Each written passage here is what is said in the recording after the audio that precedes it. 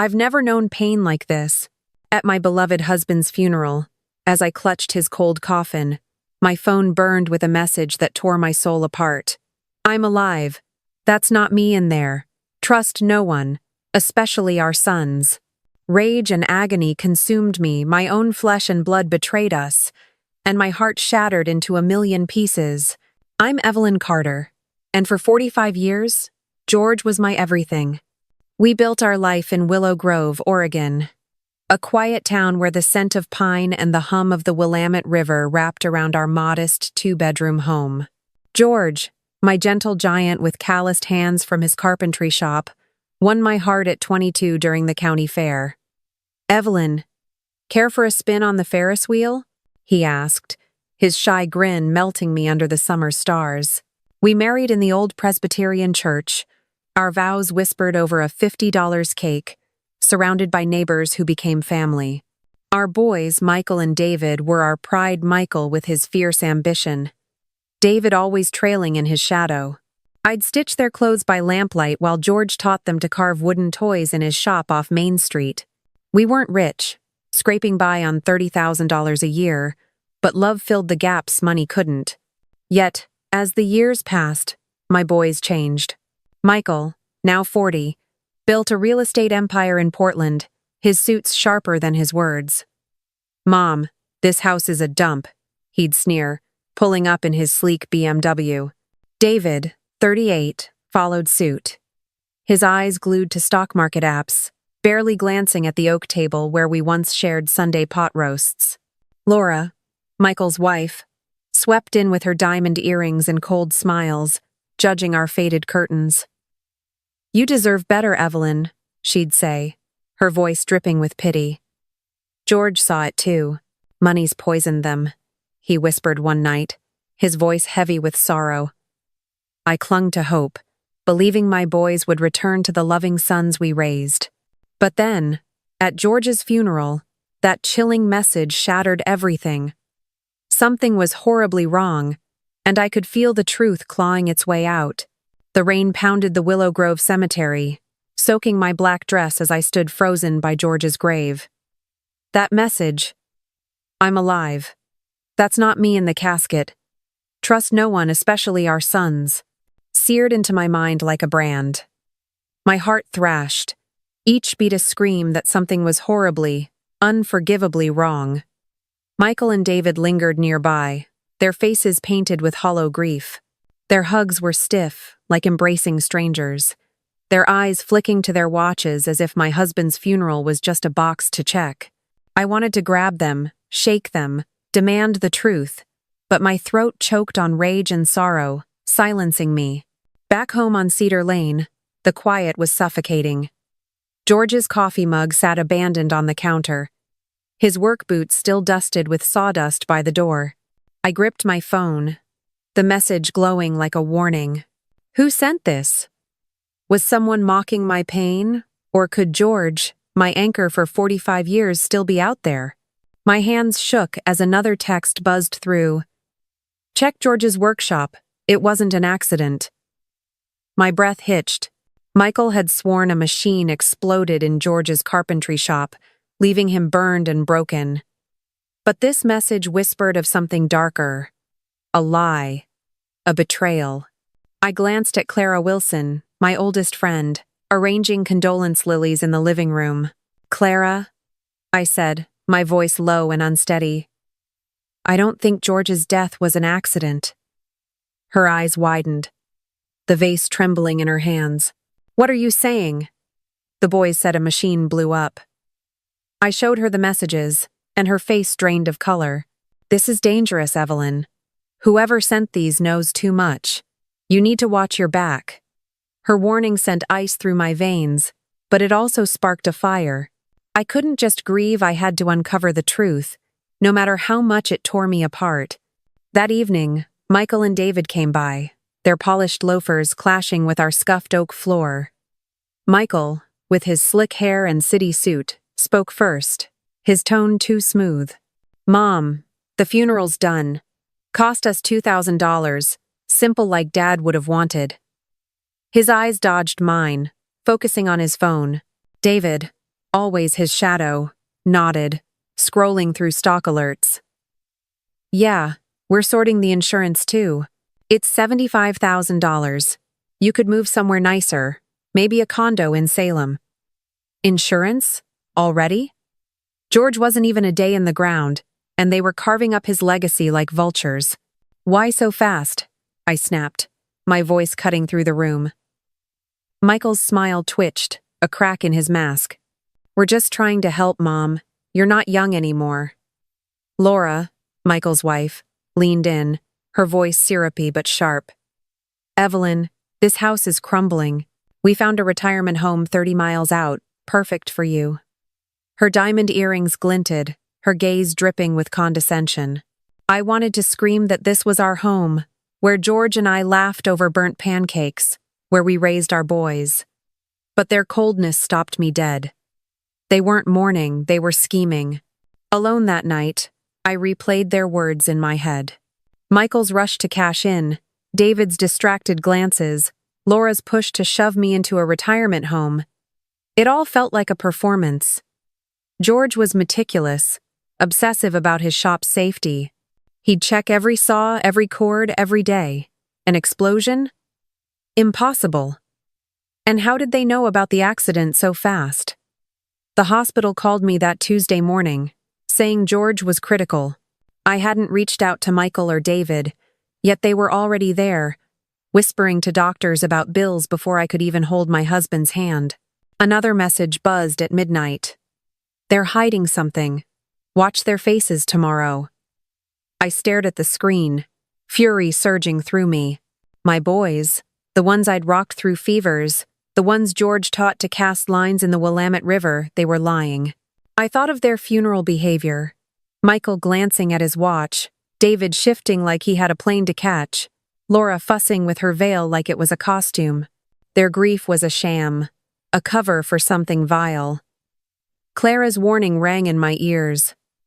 Watch your back. But I was done hiding. Tomorrow, I'd go to George's workshop, his sanctuary, where he poured 50 hours a week into crafting beauty from wood. If there was a truth to uncover, it was there. My heart burned with love for George and rage at my son's betrayal. I wasn't just a widow, I was a woman staring into a nightmare ready to fight. The morning after Michael and David's cold visit, I woke with a fire in my chest, fueled by rage and that haunting message. Check George's workshop. It wasn't an accident. The Willow Grove air was crisp, the scent of damp pine sharp as I walked the half-mile to George's carpentry shop on Main Street. His shop, a weathered barn with a faded sign reading, Carter's Woodworks, was his sanctuary, where he spent 50 hours a week shaping oak into art. If there was truth to uncover, it hid there. My hands trembled as I unlocked the door, the jingle of keys echoing in the silence. Inside, the air smelled of sawdust and varnish, but something was off. The tools gleamed, the workbench was spotless, no scorch marks, no debris, no sign of the explosion Michael swore had killed George. My heart pounded. This wasn't the scene of a tragedy, it was too perfect, like a stage set for a lie. I ran my fingers over George's tools, each one meticulously hung, just as he'd left them. How could an explosion leave no trace? My eyes darted to his old oak desk, cluttered with invoices and coffee stains. I yanked open the top drawer, my breath catching as I found a small notebook, its leather cover worn from years of use. Inside, George's steady handwriting sent a chill through me. The 10th of October, Michael pushed me to sign a new insurance policy. $100,000. Said it's for Evelyn's future. Something feels wrong. Why the rush? My stomach twisted. George, my cautious, loving George, had sensed danger. I flipped the page, my hands shaking. The 12th of October. David brought papers for the shop. Modernization, he said. I didn't read them closely. Should I trust them? His words were a knife to my heart. My husband had doubted our sons, and I'd been too blind to see it. I sank into his chair, clutching the notebook, tears burning my eyes. George, why didn't you tell me? I whispered, as if he could answer. The silence was cruel, broken only by the buzz of my phone. Another message from the unknown number. Check your bank statements. They've been moving money. My rage surged, drowning my grief. I drove 10 miles to Willow Grove Credit Union, the same bank where George and I had saved every penny of our $40,000 nest egg. Mrs. Harper, the manager who'd known us for decades, greeted me with a sad smile. "I'm so sorry about George," she said, her voice soft. "I need to see our account history," I demanded, my tone sharper than intended. She nodded, pulling up the records on her computer. The screen showed withdrawals I'd never approved. $2,000 in August, $3,000, $500 in September, $5,000 just 2 weeks before George's death. My hands clenched. "Who authorized these?" I asked, my voice trembling with fury. Mrs. Harper hesitated. "George came in, but Michael was with him each time. Said he was helping with shop expenses." "Helping?" George never mentioned needing thousands for the shop. I demanded to see the signatures. The receipts bore George's name, but the handwriting was shaky, uneven, not the firm, confident script I'd seen on 45 years of love notes. "This isn't his signature," I said, my voice rising. Mrs. Harper's eyes widened. "Evelyn, are you saying someone forged it?" I couldn't answer. The truth was clawing at me, too monstrous to face. Back home, Clara sat with me as I spread the bank statements across the kitchen table. "This is bad, Evelyn," she said, her voice low. "Those boys, they're not who you raised." I wanted to argue, to defend Michael and David, but the evidence was undeniable. Their coldness at the funeral, their rush to cash in on insurance, the forged signatures, it all pointed to a betrayal I couldn't comprehend. Another text buzzed. "Look in George's toolbox, there's more." My heart raced. Whatever was in that toolbox, it held the next piece of this nightmare. I had to go back to the shop, to face whatever truth George left behind, even if it broke me. The weight of the truth pressed against my chest like 1,000 pounds as I stood in George's carpentry shop, clutching his notebook with its chilling words of doubt about our sons. That final message, "Look in George's toolbox, there's more," burned in my mind, urging me forward despite the dread pooling in my gut. The Willow Grove morning was gray, the air heavy with the scent of rain-soaked cedar. As I knelt before George's old red toolbox, its paint chipped from years of use, my hands shook, fumbling with the latch, each click echoing like a gunshot in the silent shop. Inside, among screwdrivers and sandpaper, I found a small digital camera, one George used to record his woodworking projects for local craft fairs. My heart stopped. Was this what the message meant? I rushed back to our Cedar Lane home, the 10-minute drive a blur of fear and fury. In the living room, I plugged the camera into our ancient television, my fingers clumsy on the cords. Clara Wilson, my rock through this nightmare, sat beside me, her hand gripping mine. "Evelyn, are you sure you want to see this?" she asked, her voice thick with worry. "I have to," I said, my throat tight. "If George left something for me, I need to know." The screen flickered, and there it was, a video dated 2 weeks before George's death. Michael's voice, sharp and cold, filled the room. "Laura, we can't wait anymore. Dad's asking too many questions about the insurance." Laura's reply was venomous. "Then handle it, Michael. That $100,000 is our way out of debt.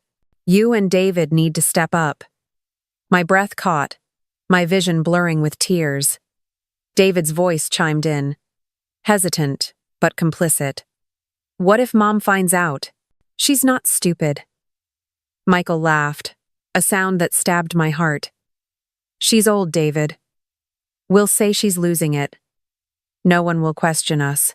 I collapsed onto the couch, a sob ripping from my chest. The room spun, the walls of our home where I'd rocked Michael through fevers, where David drew crayon pictures for George, closing in like a tomb. "My boys," I whispered, clutching George's flannel jacket, its familiar scent of pine and sweat, a cruel reminder of what I'd lost. "How could you do this to your father? To me?" Clara wrapped her arms around me, her own eyes wet. "Evelyn, I'm so sorry," she said softly. "They're not the boys we knew." But her words couldn't dull the pain. It was as if my heart had been torn out, stomped on, and left to bleed. For 40 years, I'd poured every ounce of love into Michael and David, sewing their clothes, cheering at their Little League games, saving every dime of our $40,000 nest egg for their future. And this was their repayment, a plot to steal from the man who'd taught them to carve, to fish, to be men. I replayed the video, each word a fresh wound. Michael's casual cruelty, David's weak compliance, Laura's greedy push. It was a betrayal deeper than I could fathom. I saw their faces at the funeral, Michael's fake tears, David's restless fidgeting, Laura's cold stare. They hadn't just lied, they'd planned something sinister, something that stole George from me. My hands shook as I gripped the camera, rage battling grief. "They think I'm weak," I said to Clara, my voice rising. "They think I'll just crumble." Clara squeezed my hand. "You're stronger than they know, Evelyn." "But what now?" I didn't have an answer. Not yet. The pain was too raw, too consuming, like a fire burning through every memory of my boys. Another message buzzed on my phone, snapping me from my daze. "They're coming tomorrow. Don't let them in alone." My blood ran cold. Michael, David, and Laura were closing in, their masks of concern hiding something deadly. I thought of George's notebook, his warning about the insurance, the forged signatures at the bank. This wasn't just about money, it was about erasing us. I wiped my tears, my grief hardening into resolve. "Clara," I said, my voice steady despite the ache. "I need to face them. They think they've won, but I'm not done fighting. Tomorrow, I'd confront my sons, demand answers, and uncover whatever darkness they were hiding. The truth was out there, and I'd tear it free, even if it broke what was left of my heart." The video of Michael and Laura plotting over George's $100,000 insurance policy had ripped my heart to shreds. But the latest message, "They're coming tomorrow. Don't let them in alone," lit a fire of defiance beneath my pain. I sat in our Cedar Lane kitchen, the same oak table where I'd once helped Michael with math homework and bandaged David's scraped knees, now a battleground for truth. The Willow Grove dawn was heavy with fog, mirroring the dread coiling in my chest. I wouldn't let my son's betrayal bury me. Clara Wilson, my lifeline, agreed to stay close, her pickup parked across the street as a silent guard. "Evelyn, you're walking into a storm," she warned, her voice low. "Don't let them twist your mind." I nodded, gripping George's old pocket knife in my apron pocket for courage. I was done being the grieving widow they'd faced the mother who'd raised them. At 10 a.m., Michael's BMW pulled into the driveway, followed by David's sleek Audi. Laura stepped out, her high heels clicking like warning shots on the porch. They entered without knocking, their faces a practiced mask of concern. "Mom, you look awful," Michael said, his voice smooth as polished wood but sharp with calculation. He set a thermos of coffee on the table, its steam curling like a threat. "We brought your favorite blend from that Portland roastery." David nodded, his eyes darting to the corners of the room. "Yeah, you need to take care of yourself," he added, his tone hollow. Laura's smile was tight, her diamond earrings glinting under the kitchen light. "Evelyn, we're worried. You've been acting strange since Dad passed." I clenched my fists, the video's words echoing in my head. "She's old. We'll say she's losing it." My voice shook with fury. Strange? Like asking why there was no explosion in George's shop? Or why $10,500 vanished from our account with forged signatures? The air grew thick, their faces freezing. Michael recovered first, his laugh forced. "Mom, you're confused. Dad wanted to fix up the shop as a surprise. I helped him with the withdrawals." David chimed in, too quick. "Yeah, he was planning to remodel the house for your anniversary." You know how he loved surprises. Their lies were flimsy, unraveling like cheap thread. I stepped closer, my eyes locked on Michael's. Then why did I find his notebook? Saying he didn't trust you. Why did he write you pushed him into a $100,000 insurance policy? Laura's smile vanished, her voice sharp. Evelyn, you're not well. Grief does things to people your age. We've talked to Dr. Larson in Salem. He thinks you might need professional care. My blood boiled. Dr. Larson? I'd never met him. They were building a cage around me, painting me as a senile old woman to silence my questions. Professional care? I spat, my voice rising. You mean a retirement home 30 miles away so you can sweep George's death under the rug? David flinched, his phone slipping from his hand. But Michael's eyes narrowed, cold as steel. Mom, don't make this harder than it needs to be. We're trying to help. The thermos sat between us, untouched, its presence looming like a loaded gun. The message's warning screamed in my mind. Don't let them in alone. I backed toward the counter, my hand brushing George's pocket knife. Help? I said, my voice a low growl. You call talking about insurance before George was even buried helping? You call forging his signature helping? Laura stepped forward, her tone patronizing. Evelyn, you're imagining things. Let's have some coffee and talk calmly. I shoved the thermos away, the liquid splashing across the table. I'm not drinking anything you bring. The room went silent, their faces a mix of shock and panic. Michael's jaw tightened. You're making a mistake, Mom, he said, his voice low, almost threatening.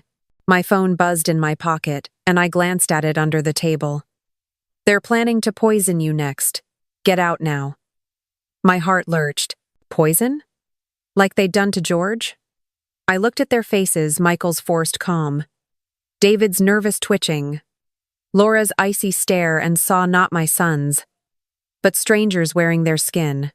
Get out, I said, my voice steady despite the fear clawing at me. We're not done here, Michael snapped, but I held my ground, pointing to the door. Out. Now. They left, their footsteps heavy on the porch, but I knew this wasn't the end. The message was clear, they were coming for me next. I had to find the truth, and fast, before their lies buried me too. The warning, they're planning to poison you next. Get out now. Still pulsed through my veins like a poison of its own, hours after I'd banished Michael, David, and Laura from our Cedar Lane home. The confrontation had left me shaken, their lies and veiled threats exposing the depth of their betrayal. But I wasn't broken yet. The Willow Grove dusk cast long shadows across Main Street as I slipped into the corner diner, my heart pounding like a drum. The mysterious texter had revealed himself as Frank Sullivan, a private investigator, and instructed me to meet him at the back booth at 6 p.m. I clutched George's pocket knife in my coat pocket, its weight a small anchor against the storm of fear and fury raging inside me. Clara Wilson had wanted to come, but I insisted she stay safe at her house, 5 miles away. This was my fight now. The diner smelled of greasy burgers and burnt coffee, its red vinyl booths worn from years of small-town secrets. I slid into the back booth, my eyes scanning every face for danger. At exactly 6, a man in his late 50s approached, his gray hair neatly combed, his brown leather jacket creased with experience. "Mrs. Carter?" he asked, his voice low but steady. I nodded, my throat tight. "I'm Frank Sullivan. George hired me 3 weeks before he died. I'm so sorry for what you're going through." He set a thick manila folder on the table, its edges frayed. "What I'm about to show you will hurt. But it's the truth George wanted you to know." He opened the folder, revealing a small digital recorder. "George came to me, worried about Michael and David," Frank said, his eyes meeting mine with a mix of pity and resolve. He suspected they were after his money, his life. He pressed play, and George's voice, warm, familiar, but laced with fear, filled the booth. "Frank, if anything happens to me, it's no accident. Michael's obsessed with a $100,000 insurance policy. David's been asking about my morning coffee routine, where I keep my tools. It doesn't feel right. My chest tightened, tears stinging as I heard my husband's voice, alive again for a fleeting moment. He'd known. He'd sensed the danger I'd been too blind to see. Frank paused the recording, his expression grim. There's more. He played another clip. This time, Michael's voice, cold and calculating, from a phone call dated a week before George's death. The methanol's ready, David. Mix it in his coffee tomorrow. It'll look like a stroke dizziness, blindness, coma. No one will suspect a thing. David's voice, shaky but compliant, replied, "And Mom? She's asking questions." Michael's laugh was a blade. "We'll deal with her after.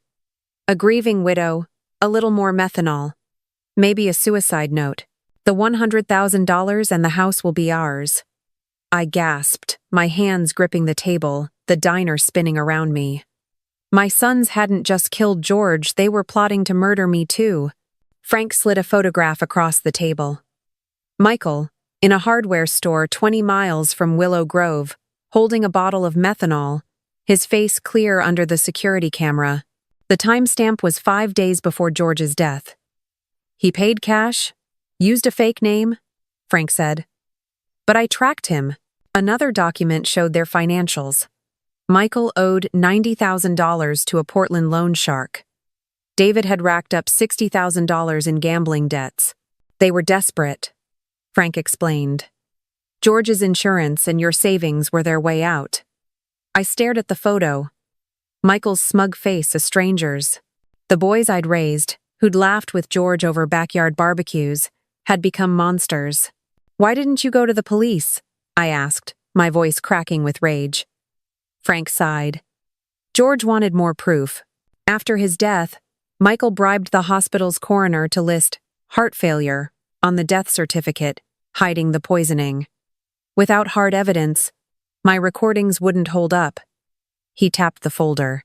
But now, with this photo, the financials, and George's recording, we have enough.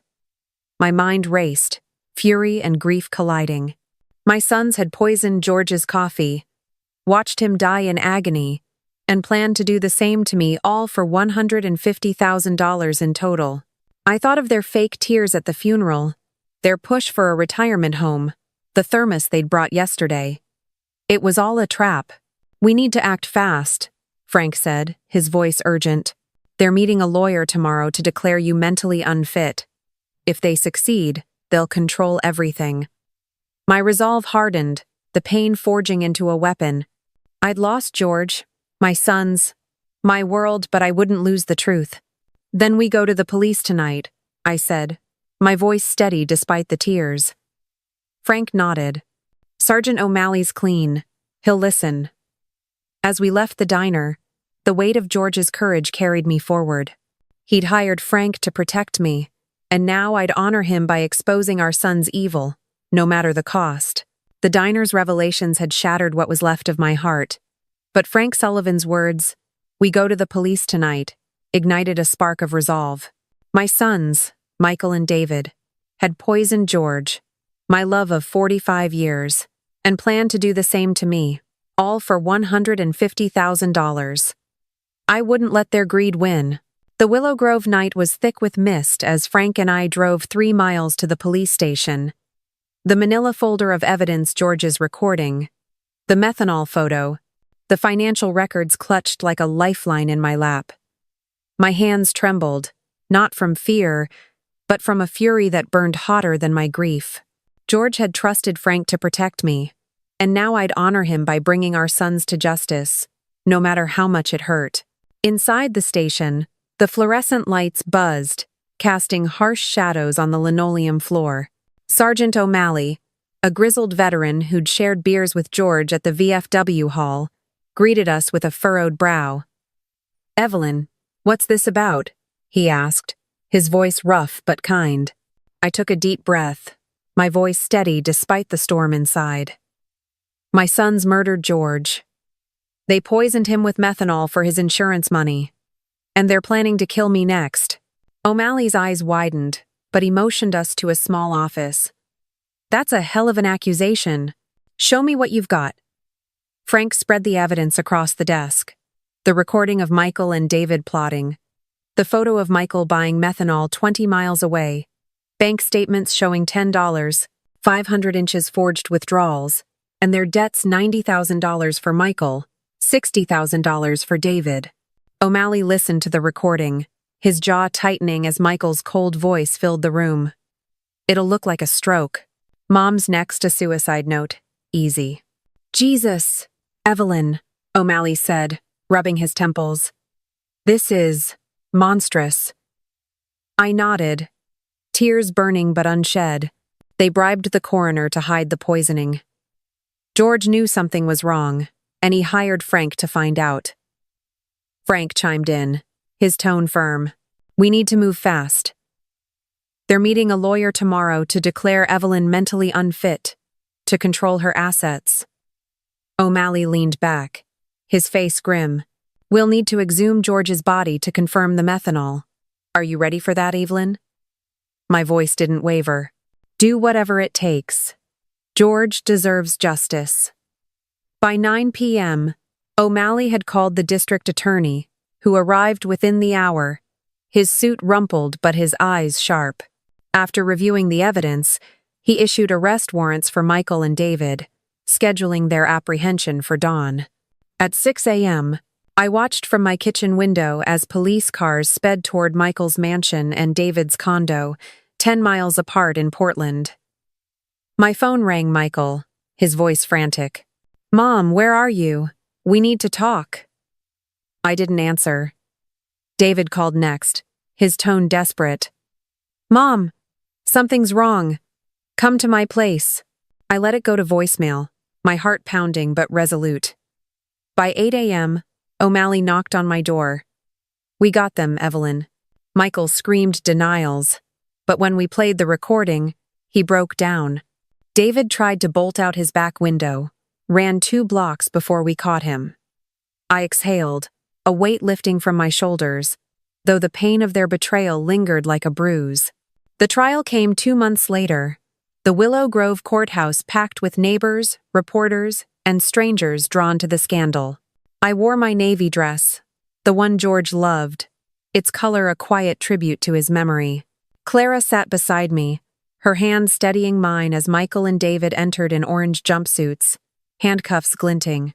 Their faces Michael's smug mask gone. David's eyes hollow were unrecognizable, not my boys anymore. The prosecutor laid out the case with brutal precision. George's recording, the methanol purchase, the forged death certificate, and lab results from the exhumation confirming lethal methanol levels. The courtroom gasped as Michael's voice echoed. Mom's next a suicide note. Easy. I stared straight ahead, my grief a silent scream as Clara whispered, You're doing this for George. The jury deliberated for 5 hours. When they returned, the verdict was unanimous. Guilty of first-degree murder and conspiracy to murder. The judge's voice was steel. Michael and David Carter, for the murder of your father and the planned murder of your mother, I sentence you to life without parole for 30 years. The gavel struck, and a wave of relief washed over me. Justice hadn't brought George back, but it gave his death meaning. As I left the courthouse, Clara hugged me tightly. He'd be proud, Evelyn. I nodded. The fight not over yet. I had to rebuild, to find peace in the wreckage my sons had left behind. The courthouse verdict lifted a crushing weight, but the scars of Michael and David's betrayal lingered like ghosts in my heart. In our Cedar Lane home, surrounded by George's lingering presence, his toolbox, his favorite armchair, I found a way to heal. I couldn't bring him back, but I could honor his love. With the $150,000 insurance money, tainted by my son's greed, I founded the George Carter Foundation for Victims of Family Crimes. From a small office in Willow Grove, Oregon, we've helped dozens mothers, siblings, spouses find justice when those they trusted turned against them. Every letter of thanks, every tearful hug from someone we've saved, feels like George's hand on my shoulder whispering, You did good, Evelyn. Clara Wilson visits every Sunday, bringing her famous apple pie as we sit on the porch, watching the Willamette River glint under the sun. "You turned pain into purpose," she said last week, her voice warm with pride. I smiled, my white hair catching the breeze. At 68, I've learned a hard truth. Love isn't blind, it demands courage. If someone you love harms you for gain, that's not love. Trust your instincts, even when they lead to heartbreak. Speak up, seek justice, no matter who stands in your way. George's death taught me that a life built on truth is worth more than one cloaked in lies. This story isn't just mine, it's for anyone who's faced betrayal and found strength to rise. If it touched you, please like this video and share your thoughts below. Have you fought for truth? Join us on the Unwanted Revenge. By subscribing, we're here to tell stories that matter. Stories like George's. Thank you for listening.